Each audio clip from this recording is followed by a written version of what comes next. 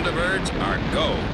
Hey guys, what's up? It's Jules here for What Culture, and I've got a brand new review just for you. And today we're rolling natural 20s in the nerd circle once more because it's time to talk about board games. Or technically, this week it's a board game, the Thunderbirds one, and it's 3 expansions, which I'm going to try and pick up now without dropping onto the floor. Hey! Oh, hey! A massive thank you to Modiphius for sending us through this game plus the expansions for me to review. But is the game any good? Is it F.A.B? Well, let's find out. But before we do, did you know that What Culture also does a board game? It's true, we do. And you can purchase it at shop.whatculture. Who knows, I might even sign a copy or two to devalue them a little bit. Now onto the review. To begin, let's talk about this game's pedigree. Coming from the mind of Matt Leacock, the brain box behind Pandemic, Forbidden Island, and Forbidden Desert, Thunderbirds is a game which is designed to stimulate your grey cells and your mouth as you end up yelling at your teammates more often than not. For those of you who have played Pandemic, I'll say that the base game actually feels quite similar to that, with you and 3 other players trying to take on a myriad of disasters and stop that dastardly Hood, who I've been told, and now I'm very aware, possibly does look a little like me. My eyebrows aren't as on point as his though. It's a shame. The presentation of this game is fantastic, with well-designed and colourful models, a vibrant game board, and an aesthetic lifted straight from the 60s TV show. Now, while this all might look very all rosy and gym, this game is a hard bastard and will push you and your team to plan so far in advance, 2, 3, 5, 7 turns ahead, to make sure that you can actually survive. If you make a mistake, it will punish you. Players will win if they can stop the schemes of the Hood while averting new disasters that are revealed each and every turn. If you let these pile up, you lose. If you let the Hood advance on his schemes, you lose. If you're not building these tiny little pods vehicles that you need to take all over the place, you goddamn better well believe you're gonna lose. You're gonna lose. And yet, despite all of this, it might actually be the most fun board game experience I've had in a while. And that all comes down to the fact that while there might be overwhelming odds against you, it feels fair. On the times we played this, if we lost, it was because we didn't manage resources properly, and very few times were left up to chance. This is a game that rewards forward planning and utilizing your character's skills to their maximum.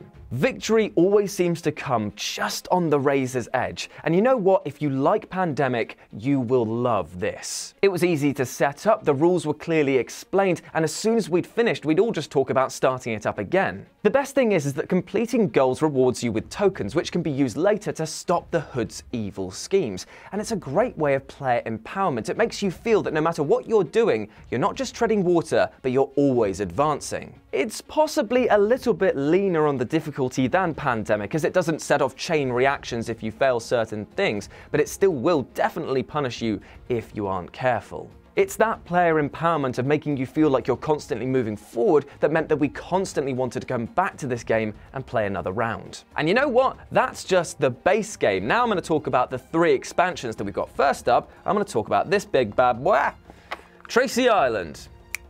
This basically acts as the buffing expansion for the game, giving you tons of new disasters to avert, little pod tokens that replace the old cardboard ones as well as new ones, and new characters to play. Basically, it's just more of the same content, and that's good stuff. Next up, Above and Beyond. Above and Beyond pretty much acts as the hard mode for the game, adding in a new crisis mode difficulty, which is, oh my god, heart attack central. You get a little sand timer and you have to make decisions before that sand runs out. I did not need that amount of cardiac stress. However, it does also give you the ability to level up your characters and increase the abilities that they have. It's basically those for the real high-end purists of the game. And finally, the aforementioned Hood expansion. My favourite expansion to the game, as it actually ups the player count to 5, because now one of you is the dastardly Hood himself. This changes the dynamic of the game so much that it felt like a brand new experience. So if you are playing the base game and you're bored with it,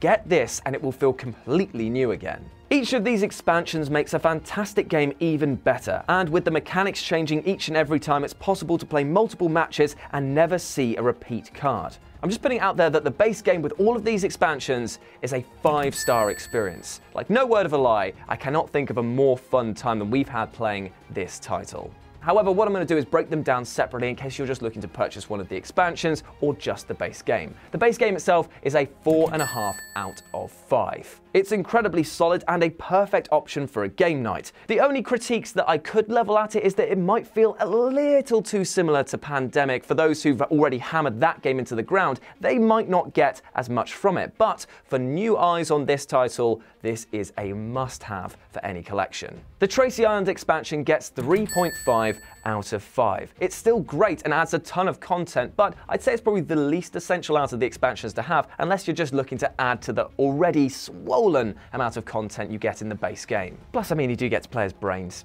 That's always good.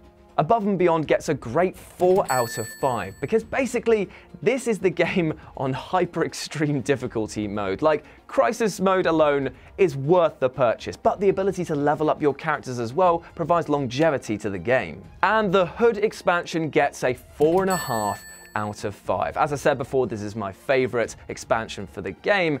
And you know what the best thing about it is? Even though you've got another player who's basically trying to undo all of the good you're doing, it still feels fair. For every time that the Hood was able to do something dastardly, the other team were able to counteract something along the way. I never felt that I knew that there was going to be a clear winner from the beginning, which is a very good thing when you've got asymmetrical games like this. So there we have it. Those are my thoughts on the Thunderbird base game and its 3 expansions. Let me know what you thought about it down in the comments section below, whether or not you've already picked this up, and if so, what you think about it. Then swing by whatculture.com for more news and articles like this every goddamn day. And as always, I've been Jules, you've been awesome, and I'll speak to you soon. Hey guys, thanks for watching the video. Don't forget to subscribe below, and if you're looking for more content like this, then try a few things that are floating about around my ears. It might be fun. I can't promise it though, but it might be.